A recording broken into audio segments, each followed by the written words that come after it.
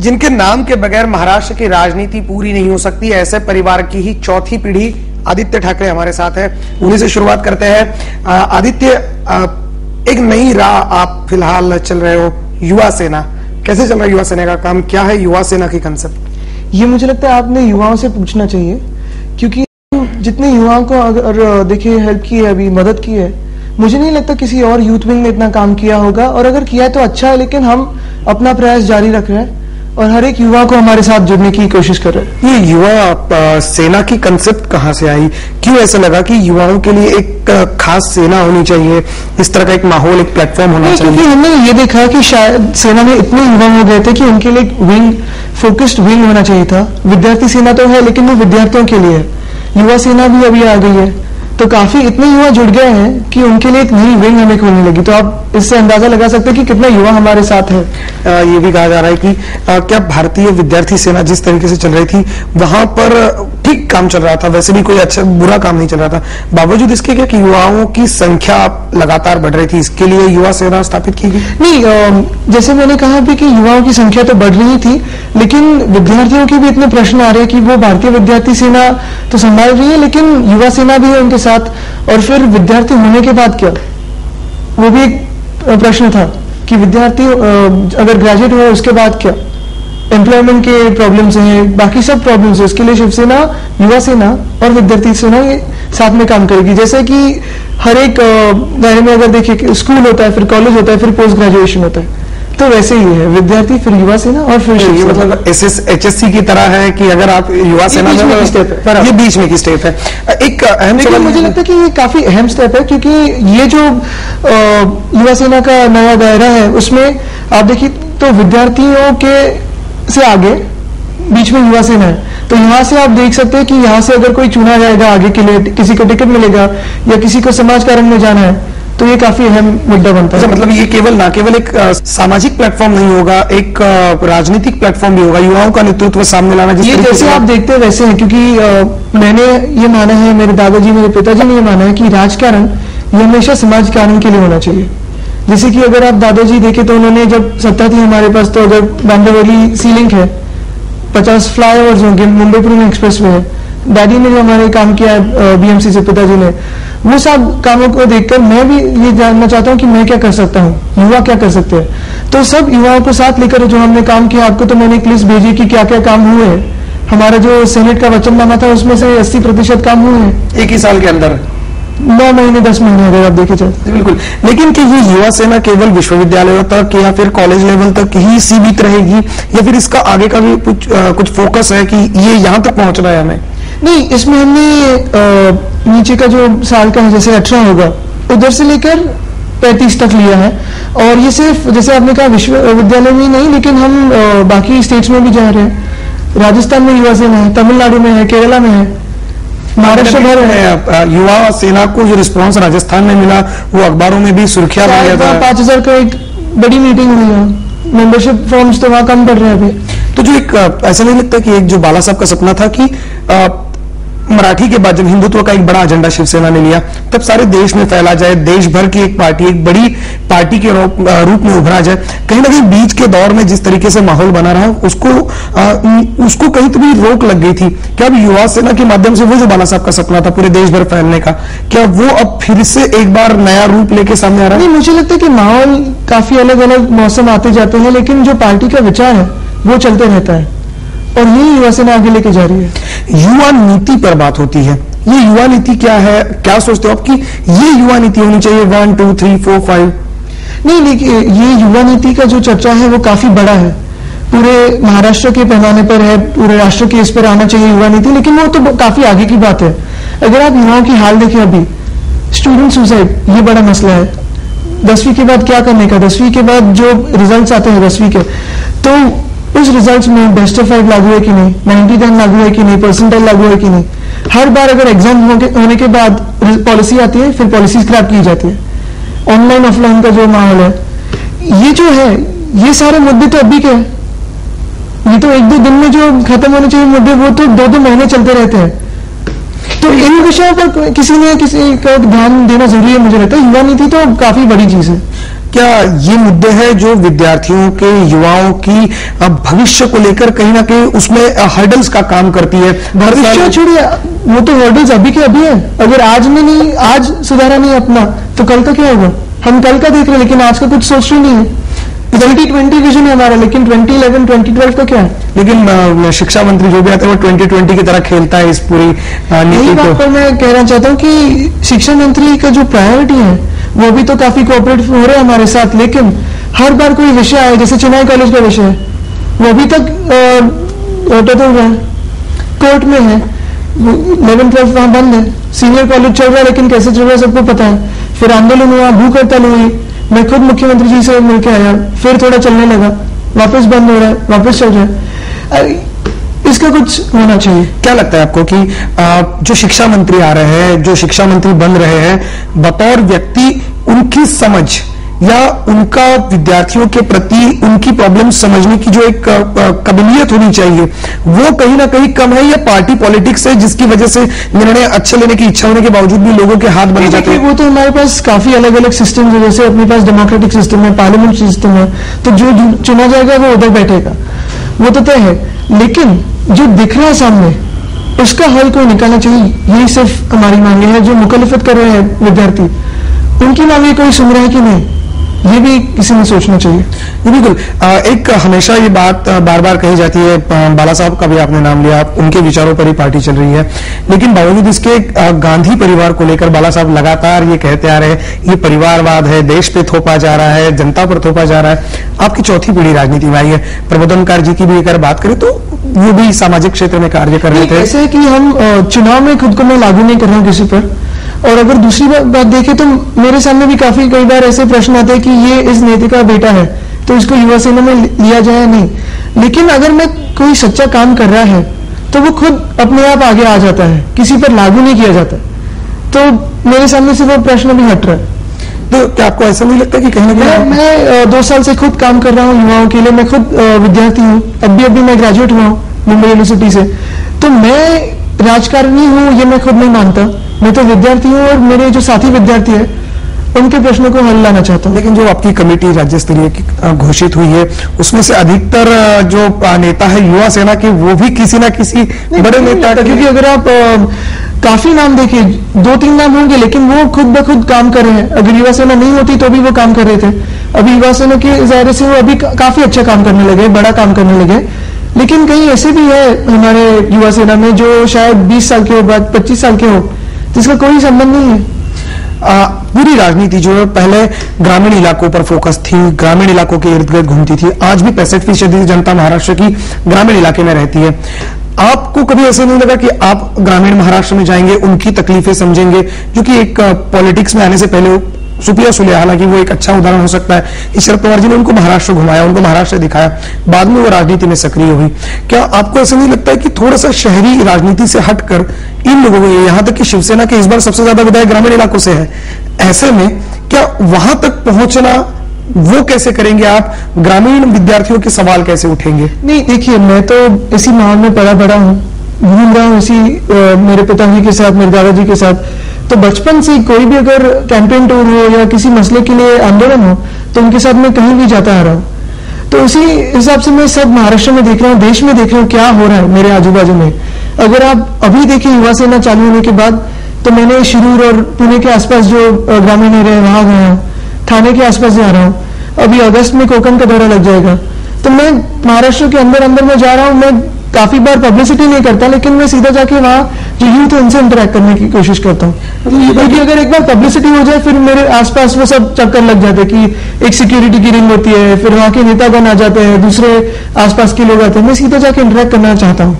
अच्छा, यही वजह है कि आप ग्रामीण इलाके में जाने के बावजूद भी अपने साथ वो तामझाम नहीं लेके जाना चाहते हो, जो कि और लोग कहीं भी चले जाए उनके आस पड़ोस में तामझाम चला रहता है। बिल्कुल, ये शायद मेरी वजह हो। मैं तो ट्रेन से ट्रैवल करता हूँ, मैं ट्रेन से जब प्रवास करता हूँ तो मेरे जो साथी हैं उनके साथ बातचीत होती है 12-11 घंटा। तो उनके जो विषय है, उन्होंने जो देखा है उसके बारे में मुझे पता चलता है। जाते जाते रास्ते में जो कोई स्टेशन पे लोग मिलते हैं उनसे बातचीतें होती है। युवा सेना के अध्यक्ष आदित्य ठाकरे से इसी तरह से बातचीत का सिलसिला जारी रहेगा, कहीं जाइएगा नहीं। लेते एक छोटा सा ब्रेक।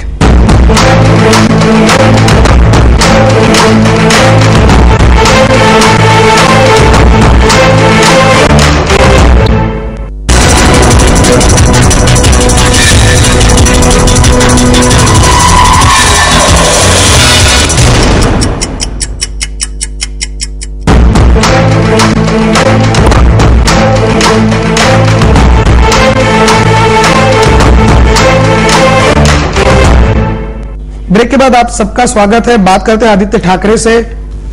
ठाकरे परिवार को अगर पिछले 4 दशकों से देखा जाए तो बताओ, बगैर ठाकरे परिवार के महाराष्ट्र की राजनीति का कोई हिस्सा भी कंप्लीट नहीं हो सकता, या कह लीजिए अधूरा रह जाएगा। आप नई पीढ़ी हो, नई जनरेशन हो, इस पूरी यात्रा को ठाकरे परिवार के किस तरह से देखते हो? नहीं, मैं एक कह सकता हूं कि मैंने जो अभी तक देखा है वो हमने कभी खुद के लिए कुछ भी नहीं किया है। जो किया लोगों के लिए किया है, जो सत्ता है लोगों के पास दी है, और जो काम किए वो लोगों के लिए किए। तो हम खुद के लिए कुछ नहीं करते, हम लोगों के लिए करते आए, और मुझे लगता है कि यही आगे चलते रहेगा। एक बड़ा इतिहास है ठाकरे परिवार को। प्रबोधनकार जी हो, बाला साहब हो, यहाँ तक कि उद्धव ठाकरे जी हो, एक बड़ा इतिहास है। क्या गौरवान्वित महसूस करते हो, औरों से अलग महसूस करते हो कि मैं उस परिवार से हूं जिस परिवार के बिना महाराष्ट्र में कुछ नहीं हो सकता आज भी? नहीं, मुझे नहीं लगता कि ऐसे कुछ महसूस होता है। अर्थात गर्व तो होता है कि मेरे दादाजी इतने बड़े हैं, इतना काम किया उन्होंने, पिताजी ने इतना काम किया है। लेकिन जब मैं खुद को देखता हूं तो मैं सिर्फ आदित्य हूं, जो अभी भी कॉलेज में जाके पढ़ता हूं, ट्रैफिक जाम में फंसता हूं, लोगों के बीच रहता हूं, और इसका कोई मैं छिपा के नहीं लाता। तो मैं सिर्फ आदित्य करके जानता हूं खुद को।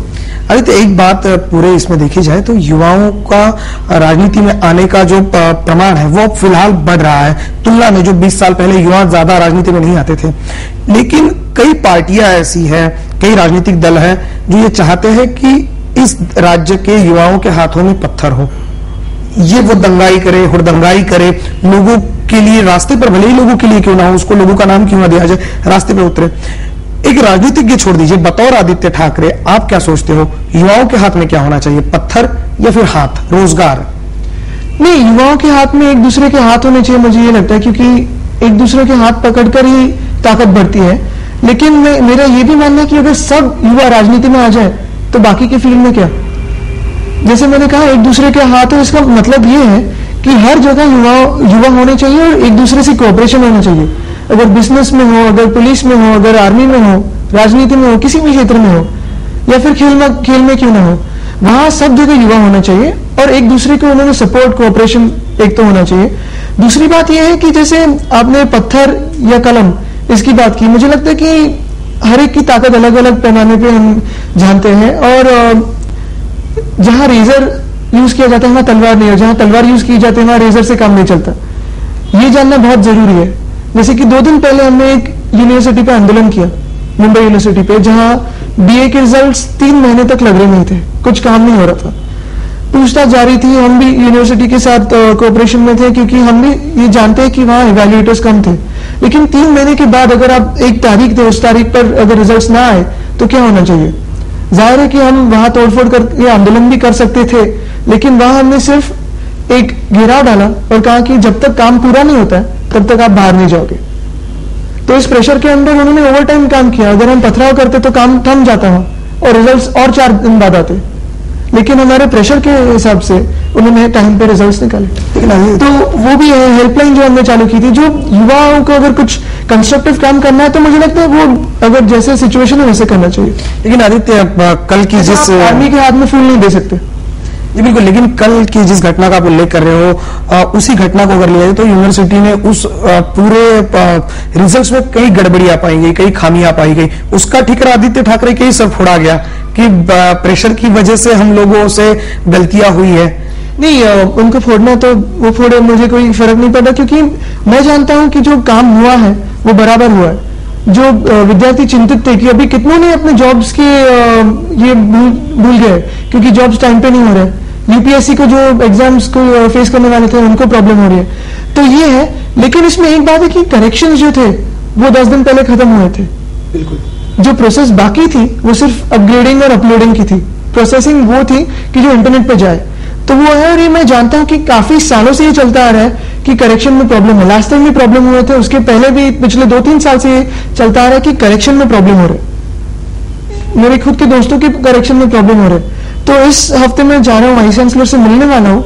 हमारे पास भी कुछ सुझाव है उसी मसले पर, उनसे गुफ्तगू होगी और देखते कैसा ये सुझाव पे हल होगा। शिवसेना जाती है ये मसले काफी बड़े हैं, क्योंकि ये कैसे कि आपके करियर को डिसाइड करते हैं। तो ये किसी 1-2 दिन में बदल नहीं सकते कि इवैल्यूएशन अरे कल खत्म हो गया, 2 मिनट में रिजल्ट आ रहे हैं। इवैल्यूएशन 10 दिन पहले हुआ था, ये सबको पता है, विद्यार्थियों को पता है, जो इवैल्यूएट कर रहे थे उनको भी पता है। आदित्य, इस पूरे बात को अगर देखा जाए तो शिवसेना जानी जाती है अपनी आक्रामकता के लिए। युवा सेना के जो विधायक है वो भी परसों हमने देखा कि बहुत बड़े आक्रामक तरीके से उन्होंने इस पूरे ऑनलाइन प्रक्रिया को भी विरोध किया और शिक्षा मंत्री तक भी पहुंचे। ये आक्रामकता बीच में कहीं कुछ सालों में कम होती नजर आ रही थी, जो युवा सेना के माध्यम से फिर एक बार नजर आ रही है, फिर ज्यादा अग्रेसिव। हमारा हमेशा मानना रहा है कि जहां आक्रामकता की जरूरत है वहीं पर यूज करनी चाहिए। जैसे एक कहावत है इंग्लिश में, कोऑपरेशन और पॉसिबल, अग्रेशन में नेसेसरी। ये काफी अहम है, क्योंकि अगर हर जगह आपने अगर मूर्ति बनाई हो तो मूर्ति बनाने में आप हैमर और चिजल यूज करते हैं, लेकिन मूर्ति बनने के बाद अगर वही हथौड़ा यूज करें, उसका उपयोग करें, तो वो मूर्ति टूट जाएगी। मूर्ति का पूजन होना चाहिए, तो ये मानना है। और जैसे मैंने कहा, तलवार और रेजर, इसमें का फर्क अगर जान जाए तो वो बहुत महत्वपूर्ण है। मैं आपको और एक एग्जाम्पल देना चाहता हूँ। जैसे आग होती है, आग की काफी ये देख सकते हैं आप, एक तो आग खाना बनाने में महत्वपूर्ण है और दूसरी आग जलाने में। तो एक से कुछ बन सकता है और उसी ताकत से आप कुछ जला सकते हैं। मतलब ये जो इस्तेमाल फायदा है और दिया जाता है। एग्जैक्टली। युवा सेना के अध्यक्ष आदित्य ठाकरे से इसी तरह से बातचीत का सिलसिला जारी रहेगा, कहीं जाइएगा नहीं। लेते एक छोटा सा ब्रेक।